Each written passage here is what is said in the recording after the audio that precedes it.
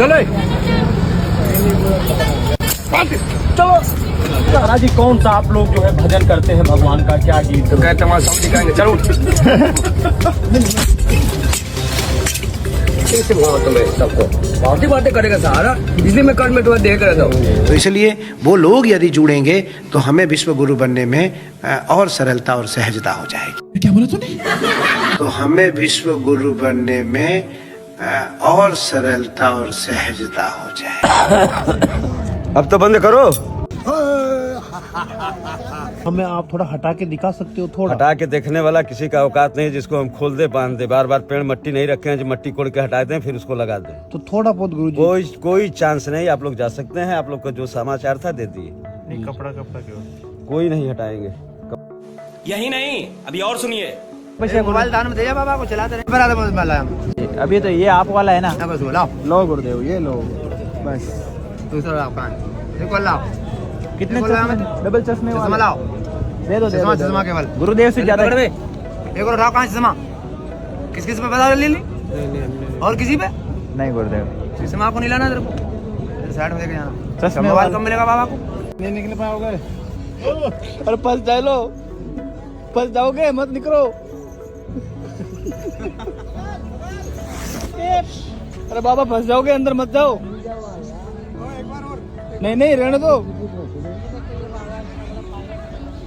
अरे बाबा ऐसा मत करो।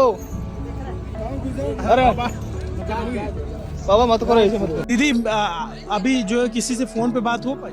नहीं, अभी मेरे को किसी से कोई कांटेक्ट नहीं हुआ। मैं चली जाऊंगी, ऐसे ही दिल्ली चले जाऊंगी। अरे छूट गए लोग घाटे में, कब से अनाउंसमेंट करा रहे, कोई आ भी नहीं रहे। 10-12 लोग हैं साथ में। अनाउंसमेंट कराने से आए नहीं अभी तक आया, लोग फोन भी नहीं लग रहे हैं, नंबर कपड़ा आप चेंज नहीं कर पाई? नहीं, कपड़ा भी नहाए उसी टाइम से बिछड़ गए हैं, मिल ही नहीं रहा है लोग। इतना फोन ऑन किया आपने? फोन लगा रहे हैं, लग ही नहीं रहा है फोन। आपके पास फोन है? नहीं मेरे पास नहीं, नंबर याद था तो लगा रहे हैं। नहीं पास फोन नहीं। फोन लेके नहाने गए थे तो फोन लेके कैसे जाए, पर्स में रखा हुआ था। अलवर से हैं। आपका कपड़ा उपड़ा? हाँ कपड़ा है, और मोर सिंह का लालपुरी वाला मोर सिंह नो का भगवान यहाँ खड़े। तो वहाँ अनाउंस किया आपने? तो है मैं अड्डे खा जाता हूँ, टट्टी खा जाता हूँ, मूत पी जाता हूँ, खून पी जाता हूँ, लकड़े खा जाता हूँ। ऐसा क्यों करते हैं? मेरे को ब्रश किए को 8 महीना हो गया। 8 महीने से आपने ब्रश ही नहीं किया? नहीं करता, मुंह कभी नहीं धोता। अरे वो वैसे लोग तो डॉक्टर कहते हैं कि इन्फेक्शन हो जाता है ऐसा करने से। अरे कोई इन्फेक्शन नहीं होता। भोलेनाथ की भभूति खाते, बचाबाद में कोयले निपटाते, टगा न टट्टी खाते, 50-50 कुंटल बचा लट्टी का लेप लगा ले। और कुछ खाने को नहीं है इस धरती पे? हम रोटी नहीं खाते। या तो ये नादान है या तो बड़े मूर्ख हैं, दोनों में से एक तो है। क्यों? के बारे में क्या जानते हो? ये ना बात है, ये तो प्रयागराज है ना? ये तो प्रयागराज है। आप सनातन धर्म के बारे में क्या जानते हो? हमने क्या जानना बेटा, जो दे उसका भला, जो ना दे उसका भला है। आपको पैसे कमाने से मतलब है, सनातन धर्म से कोई मतलब नहीं है। पैसे का मतलब है केवल? पैसे से मतलब है आपको? गायत्री मंत्र सुनाओ, चलो ऐसा करो। बेटा हमको कहा था गायत्री मंत्र, हमको कहा था बेटा। तो फिर क्या के बाबा कैसे बन रखो आप? बाबा कैसे बन रखो? रखे पेट पूजा के लिए, और कैसे बने बाबा? पेट पूजा काम करो, मजदूरी जाओ। काम तो कर ही रहे। पब्लिक को पागल बना रहे हो, लूट रहे हो केवल? नहीं हमने क्या लूटना, हमको सनातन के बारे में कुछ भी पता नहीं है। बेटा हमको जो दे उसका भला, जो ना दे उसका भला। हमने काम यही नहीं, अभी और सुनिए। ये भगवा धारण करके फिर नशा बेच रहे हो आप। तो आपकी बच्ची अभी गुटखा खाएगी तो कैसे लगेगा आपको? ये आपकी बच्ची है तो अच्छा, आपकी बच्ची अभी गुटखा खाएगी तो कैसे लगेगा आपको? नहीं खाएगी तो कैसे लगेगा? अच्छा लगेगा? हड्डी खा जाता हूँ, अभी खा के दिखाऊं।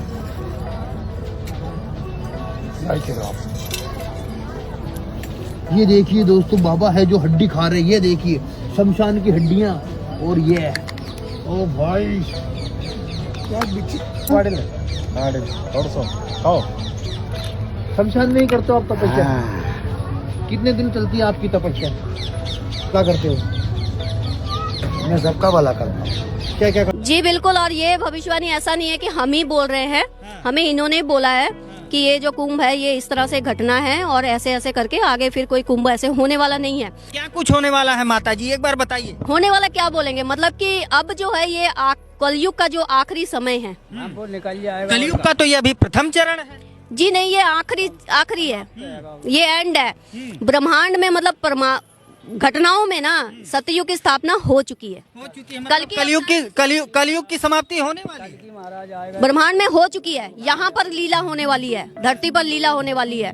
और इस वक्त जो माँ काली और महाकाल, काल भैरव और हनुमान जी तांडव करेंगे और कर रहे हैं। आज से 12 वर्ष बाद फिर से कुंभ लगेगा, तो कुंभ अगर नहीं लगेगा तो कब तक कलयुग की समाप्ति हो सकती है? कलयुग तो एंड पे है, बता ही तो रहे हैं, ये हम ही नहीं बोल रहे हैं। 5 साल, 7 साल, 2 साल, 1 साल, 3 साल, कब? 2025, 2027, 2030 तक ये फाइनल सारा रिजल्ट सब लोगों के पास आ जाएगा, सबके पास आ जाएगा। क्या होने वाला तक ये धरती नहीं रहेगी, धरती नहीं, सतयुग की स्थापना हो चुकी होगी, लोग जागरूक हो चुके होंगे और जो सोए रहे होंगे उनको पता भी नहीं चलेगा वो कैसे सोए के सोए ही रहे और चले गए। वही लोग रहेंगे इस धरती पर। 5% लोग होंगे जो सत्य होंगे और वही वहाँ से सतयुग शुरू होगा।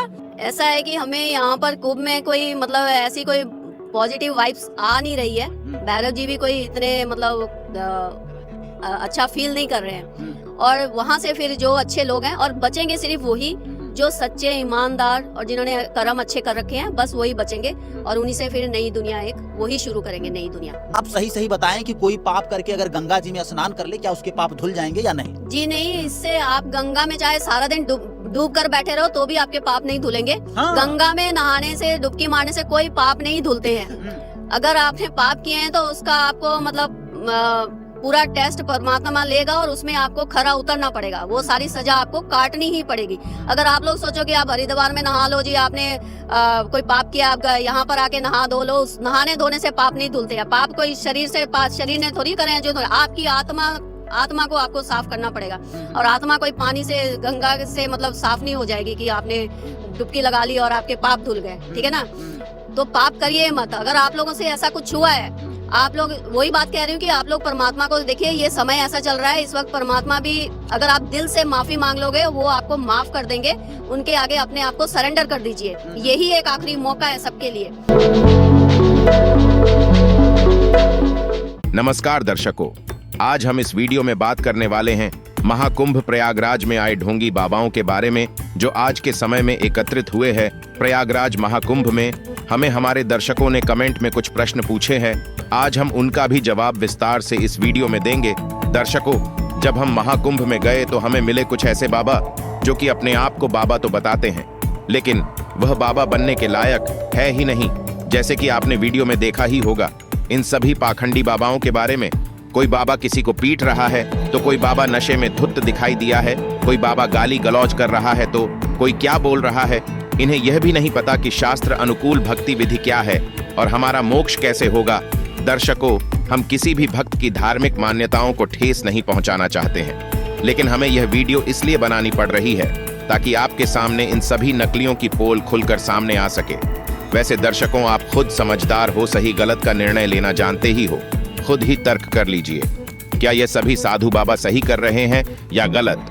और आज आपको इस वीडियो में यह भी जानने को मिलेगा कि आज के समय में जिन भविष्य वक्ताओं ने जो भविष्यवाणियां की है वो किस संत के ऊपर सटीक बैठती है और किस संत के शिष्य पूर्णतः ईमानदार है और चोरी, ठगी, लूट, कसौटी, नशा, बेईमानी, इन सभी चीजों से कोसों दूर है, जिनके द्वारा सतयुग जैसा माहौल शुरू होगा।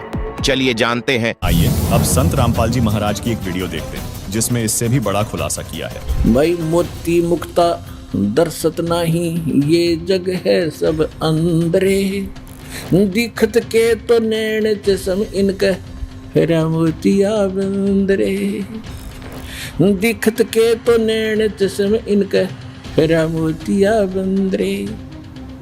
के दिखे थे विद्वान, संस्कृत भाषा खूब बोलते थे, चारों वेदों को चतुर्वेदी कहलाते थे, घोट लेते थे और कहते ये दिखत के तो नैन चश्म इनका फेरा मोतिया बंदरे।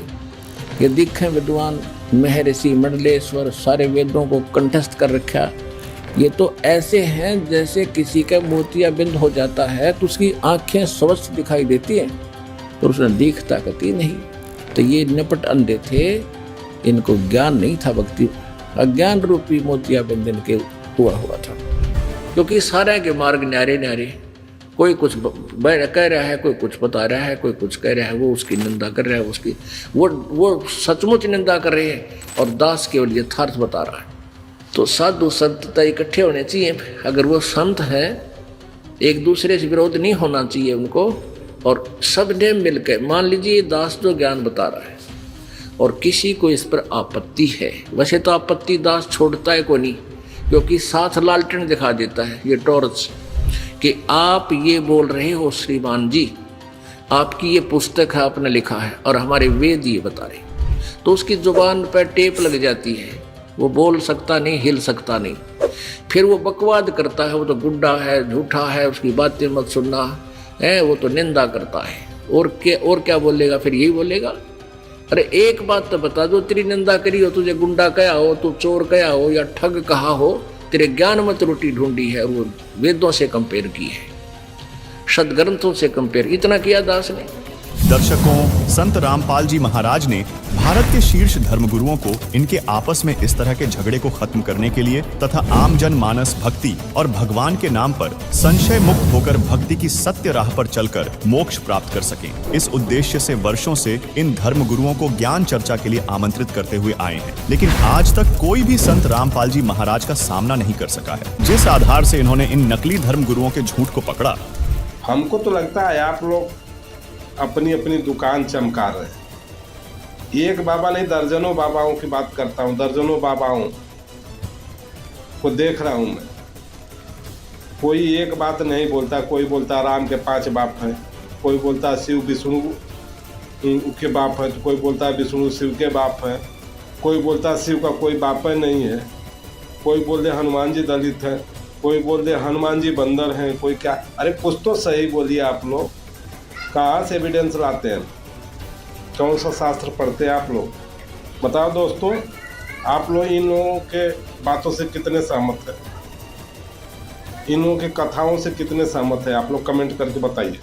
क्या ये लोग धर्म का प्रचार कर रहे हैं या अपना धंधा चला रहे हैं? धर्म के आड़ में लोगों को मूर्ख बनाना छोड़ दीजिए महाराज जी, अभी भी कुछ बचा है तो बचा लीजिए, नहीं तो आप लोग का इतना न मजाक बना दिया लोग, ऐसे ऐसे वीडियो बना बना के आपका डाल रहे हैं, आप लोग को शर्म भी नहीं आता है?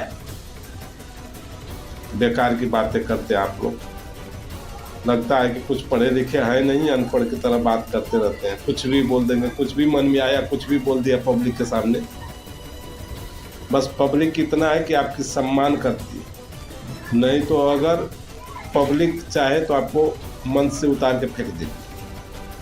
कुछ तार्किक बातें करिए, ऐसी बातें करिए जो कसौटी पे खरा उतर जाए, कोई बात को काट न सके। दर्शकों, वर्तमान में सभी लोग पढ़े लिखे हैं, आज किसी को बेवकूफ नहीं बनाया जा सकता।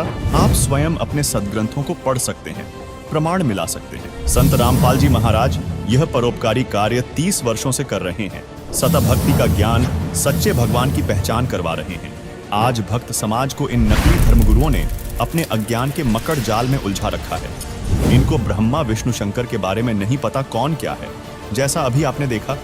आपका एक एक बात का खंडन कर देते हैं लोग, और सारे लोगों का, एक का नहीं, जो दर्जनों बाबा हैं आप लोग ना, सबका खंडन करते हैं। छोड़ दीजिए ये सब चीज़, अगर पैसे ही कमाना है ना तो थोड़ा मेहनत कीजिए। आइए देखिए कंपनियों में कैसे वर्कर काम करते, मेहनत से पैसा कमाते हैं, समझ में आ जाएगा आप लोगों को, सारा कथा भूल जाएगा। जब नीचे का पसीना ऊपर चढ़ेगा ना तो सारा कथा भूल जाएगा। महाराज जी दिया बना रहे हैं, सबको लोग दिया है, मूर्ख है। अभी रामपाल जी भी आपके साथ में है। पहले दास चाहता है कि आपको ज्ञान से परिपूर्ण करें, फिर उसके बाद आप सारी बातों को जो भी दास मुख से बोलेगा सारी सच्ची मानोगे और वो सत्य ही होंगी। तिनके सुत हैं तीनों देवा, ये अंदर जीव करते हैं सेवा। सेवा माने पूजा। इनके तीन यानी उन दोनों के, काल और दुर्गा के पुत्र हैं ये तीनों देव, और ये तत्व ज्ञानहीन प्राणी इनकी पूजा करते हैं। अकाल पुरुष का हो नहीं चीन्या, काल पाए सभी गए लीन्या। तीन देव और असुर अवतारा, ताको भजे सकल संसारा। ब्रह्मा विष्णु महेश और इन्हीं के अवतार राम और कृष्ण को ये सारा संसार उन्हीं को भजता है, उन्हीं की पूजा करता है। 3 गुणों का यह विस्तारा, धर्मदास में कहूँ पुकारा। गुण तीनों की भक्ति में ये भूल पड़ो संसार। कहे कबीर निज नाम बिन कैसे उतर पारे। अपने आत्माओं परमात्मा ने एक वचन इसमें बोला है, गुण तीनों की भक्ति में ये भूल पड़ो संसार। कहे कबीर निज नाम बिन कैसे उतरो पार। एक समय हर की पैड़ी हरिद्वार के अंदर एक कुंभ के पर्व की, कुंभ के मेले की, त्योहार की परभी लगी। हर की पैड़ियों पर वो परभी लगनी थी, वहाँ स्नान करना था। तो सभी ये षटदल बोला है ना, 6 प्रकार के को गिरी, पुरी, नागा, सन्यासी, वैष्णो, नाथ, ये षटदल कहलाते हैं। दल माने संख्या, अलग अलग ग्रुप, दल माने पूरा समूह।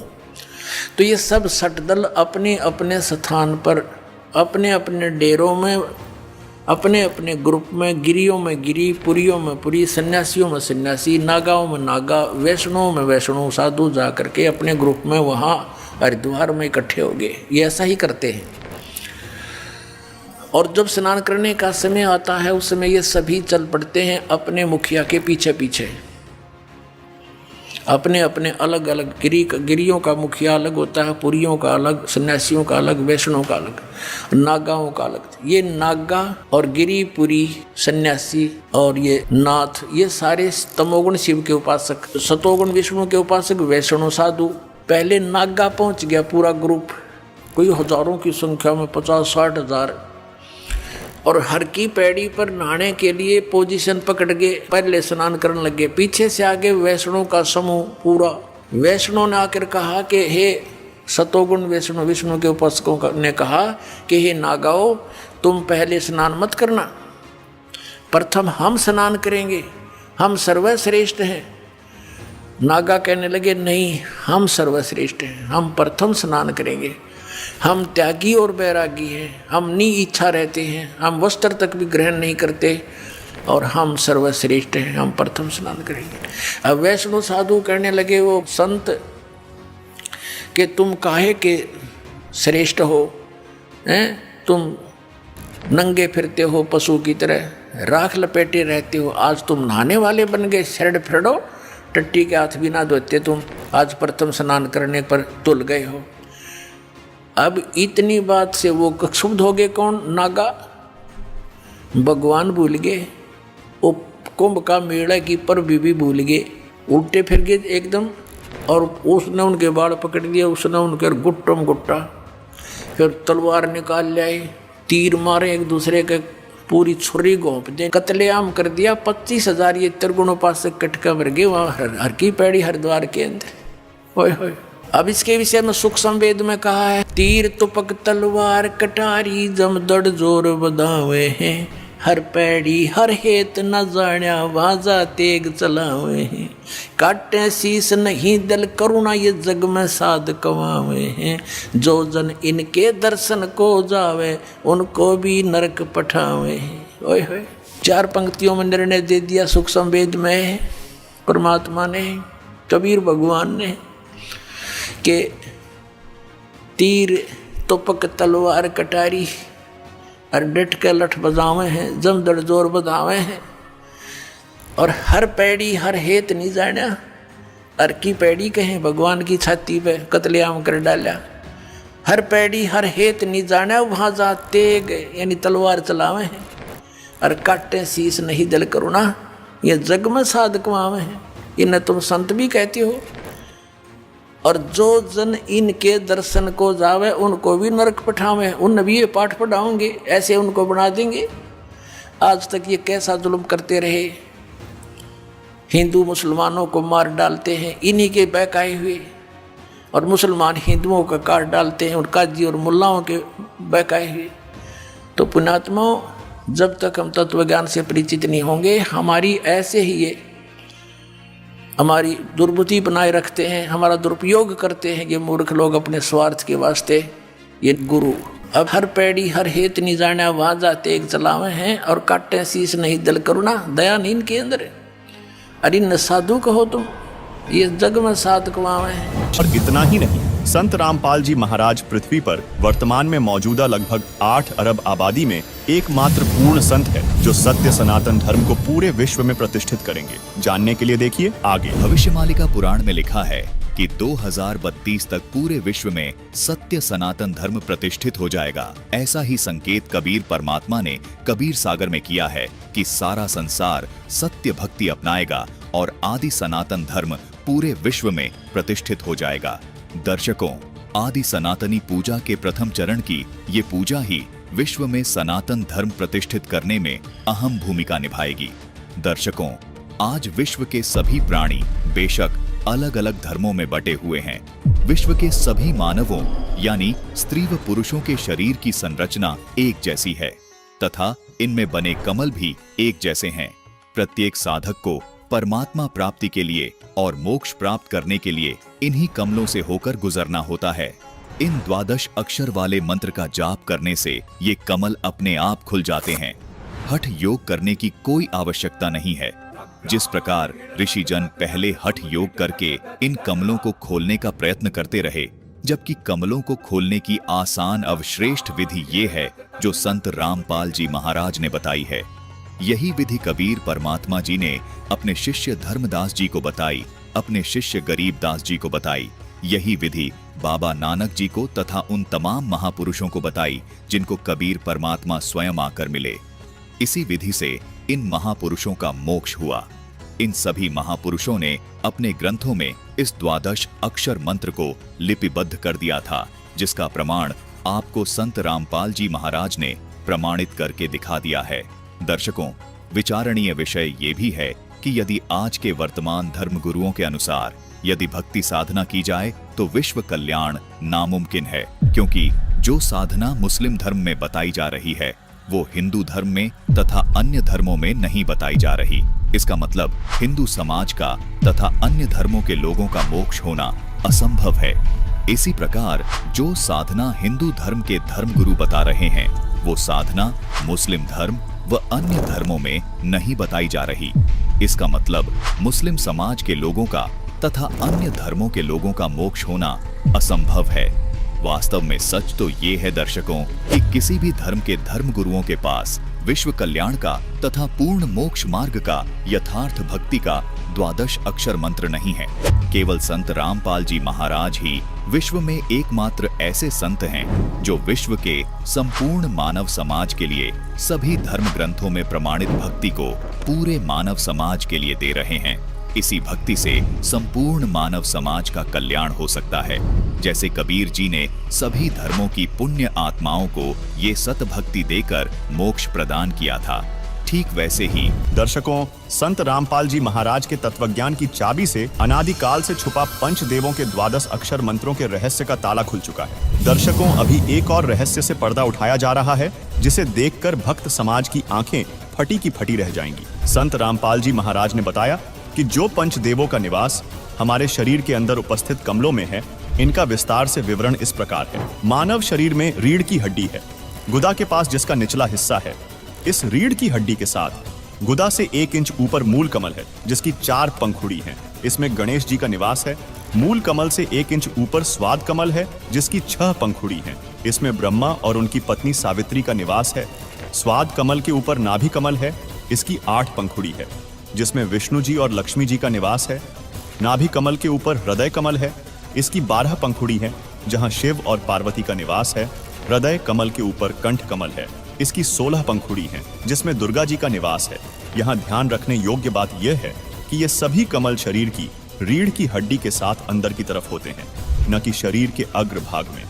दर्शकों, यहाँ विशेष बात यह है कि इन कमलों में ब्रह्मा विष्णु महेश अपनी अपनी पत्नियों के साथ निवास करते हैं, जिनका विवाह दुर्गा जी ने सृष्टि के प्रारंभ में वैदिक रीति से कराया था। दर्शकों, आपने इस वीडियो में देखा वह पूर्ण संत रामपाल जी महाराज ही है जो अपने शिष्यों को सभी प्रकार की बुराइयों से दूर रखते हैं और सच्ची भक्ति प्रदान कर रहे हैं। परमेश्वर कबीर साहिब की एक वाणी है, कबीरा नहाए धोए क्या हुआ, जो मन का मैल न जाए, मीन सदा जल में रहे, धोए बास न जाए, इस पंक्ति का भावार्थ है। कबीर साहिब जी कहते हैं कि कितना भी नहा धो लिया जाए, लेकिन अगर मन साफ नहीं हुआ तो उस नहाने का कोई फायदा नहीं। मछली हमेशा पानी में रहती है, लेकिन फिर भी उसे कितना भी धोया जाए उसकी बदबू नहीं जाती। इसी प्रकार हम कितनी ही बार कुंभ में स्नान आदि क्यों ना कर ले, हमारे पाप नहीं धुल सकते। हमें हमारे अंदर झांकना पड़ेगा और देखना पड़ेगा कि हम क्या है। दर्शकों, आप हमें कमेंट में आपकी राय अवश्य बताएं। क्या कुंभ स्नान आदि कर्मकांड करने से जीव का मोक्ष संभव है? चलिए दर्शकों, आपसे अब विदा लेते हैं और मिलते हैं किसी एक और नए वीडियो में। धन्यवाद। अगर आप ये वीडियो YouTube पर देख रहे हैं तो हमारे चैनल को सब्सक्राइब करें और बेल आइकन को दबाना ना भूलें। अगर आप Facebook पर ये वीडियो देख रहे हैं तो हमारे पेज को लाइक करें।